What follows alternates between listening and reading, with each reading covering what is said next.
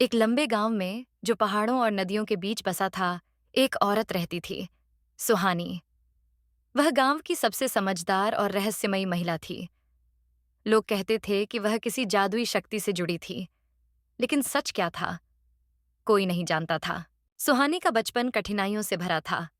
उसके माता-पिता एक दुर्घटना में चले गए थे और उसने खुद को संभालने के लिए मेहनत की। वह जंगलों से जड़ी बूटियां लाकर दवाएं बनाती और बीमारों का इलाज करती। धीरे धीरे वह गांव की सबसे प्रिय और भरोसेमंद महिला बन गई। लेकिन यह कहानी सिर्फ संघर्ष की नहीं थी। ये कहानी थी एक रहस्य की। एक दिन गांव में एक अजनबी आया, रवि। वह एक व्यापारी था, लेकिन उसकी आंखों में एक छिपी बेचैनी थी।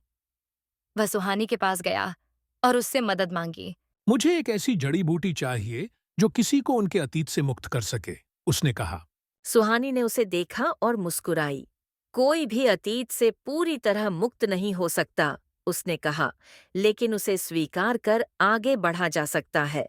धीरे धीरे रवि गांव में रहने लगा और लोगों की मदद करने लगा। वह जान गया कि सच्चा समाधान बाहर नहीं, बल्कि हमारे कर्मों में छिपा होता है। गांव के लोग अब भी कहते हैं कि सुहानी सिर्फ एक साधारण औरत नहीं थी। वह एक जीवन का पाठ पढ़ाने वाली थी, जो हर किसी को उनकी राह दिखाने के लिए आई थी। ये कहानी आपको कैसी लगी? हे हे।